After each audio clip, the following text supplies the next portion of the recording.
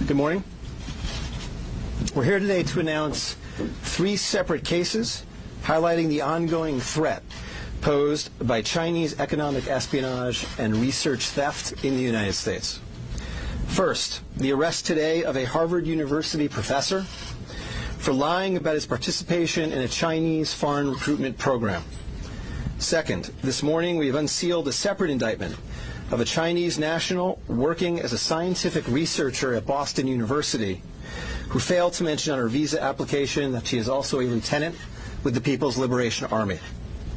Finally, this office has indicted another Chinese national for trying to smuggle vials of biological material out of the United States to China and lying about it to federal investigators. That defendant, whose entry to the United States had been sponsored by Harvard University, was a cancer researcher at a lab at the Beth Israel Deaconess Medical Center.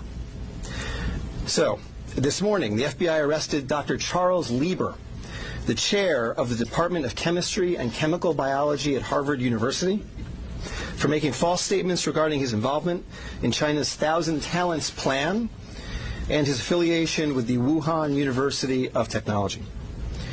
The complaint alleges that Dr. Lieber signed a contract with the Chinese university in Wuhan and was paid up to $50,000 per month, plus up to $158,000 in living expenses, and awarded more than $1.5 million to set up a research lab at the Chinese school and work there on researching nanotechnology. Lieber also joined China's Thousand Talents Plan, according to the complaint, a Chinese government-run program designed to entice scientists and researchers in the United States to share their research expertise with China. At the same time, Dr. Lieber was receiving U.S. grant funds from the Department of Defense and the National Institutes of Health. National Institutes of Health spends up to $39 million a year funding medical research in the United States. Those programs required Dr. Lieber to disclose if he was working with, including receiving funding from, any foreign power.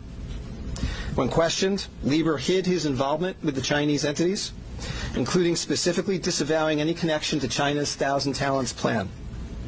Meanwhile, based on the complaint, it appears that China paid Lieber hundreds of thousands of dollars over the years for his involvement with the Chinese entities and for his work on research for Chinese gain. Also today, a federal grand jury indicted Yenqing Ye, a Chinese national, with lying on her J-1 visa application, making false statements to Customs and Border Protection, conspiracy, and being an unregistered agent of the People's Republic of China. According to court documents, Ye is a lieutenant in the People's Liberation Army, but she concealed her military connections while employed as a researcher at Boston University's Department of Physics, Chemistry, and Biomedical Engineering Center for Polymer Studies. The indictment alleges that a colonel in the People's Liberation Army and other military officers from the Chinese National University of Defense Technology gave Ye numerous assignments while she was in the United States, such as conducting research, assessing U.S. military websites, and sending documents and information back to China. In April 2019, Ye was questioned by customs officers at Logan Airport on her way to China. According to the indictment, she lied about her involvement with Chinese military projects.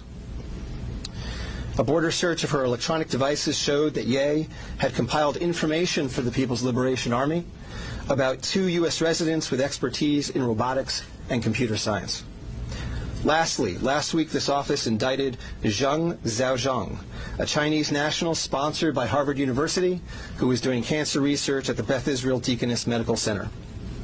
Zheng was charged with attempting to smuggle to Beijing vials of biological material, along with other research materials that he had stolen from the lab at the Beth Israel, where Zheng was working on cancer cell research. Before he boarded his flight, customs officers discovered 21 vials of biological material in a sock in his baggage. When confronted by the officers, Zheng initially lied and said he was not traveling with any biological or research materials. Chemistry, nanotechnology, polymer studies, robotics, computer science, biomedical research. This is not an accident or a coincidence. This is a small sample of China's ongoing campaign to siphon off American technology and know-how for Chinese gain. Recently, Attorney General Barr referred to China as this country's primary rival. Similarly, FBI Director Chris Wray recently told Congress that right now there is no country that poses a greater counterintelligence threat to the United States than China. Through the use of not only traditional intelligence officers, but academics, researchers, its own private citizens, China is engaged in a massive, long-term campaign to steal U.S. research and technology for its own uses.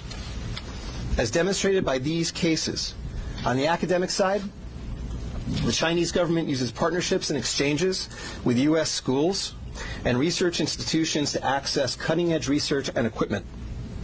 Obviously, most visiting Chinese academics and researchers are here to work in good faith in U.S. institutions, but some of them are not. Some number have been incentivized by the Chinese government, either through the use of money or other means, to gather U.S. research and smuggle it back to China. Because of the sheer scope of this threat, a year ago, the Attorney General created the China Initiative at the U.S. Department of Justice, designed to prioritize and aggressively prosecute Chinese economic espionage and theft of intellectual property. The cases we are announcing today are part of that effort.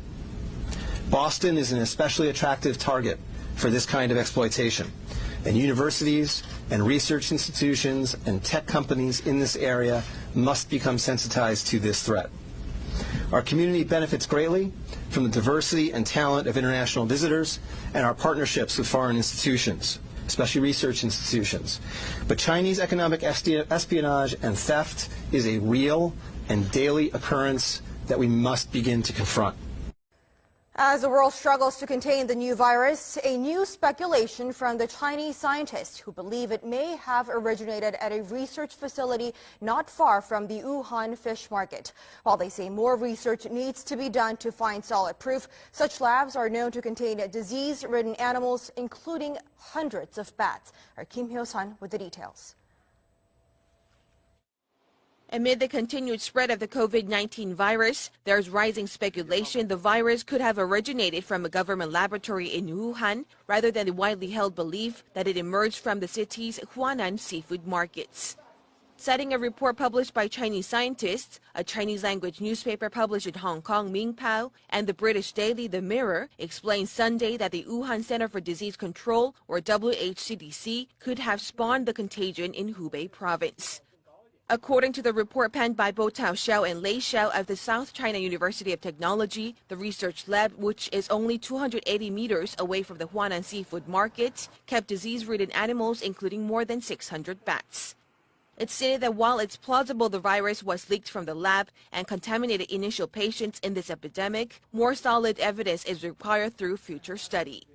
The report also raised a possibility that the Wuhan Institute of Virology could have leaked the virus while it was carrying out tests involving Chinese horseshoe bats. Against such a backdrop, an article published by the Washington Times late last month is garnering attention as it raised a possibility that the disastrous outbreak could be the accidental result of biological weapons research. This comes as a renowned law professor at Tsinghua University in Beijing, Xu Jianren, is known to be missing after publicly condemning Chinese President Xi Jinping for failing to contain the spread of the virus at an early stage. He even added the condemnation could be the last message of his life. Kim Hyo-sun, Arirang News.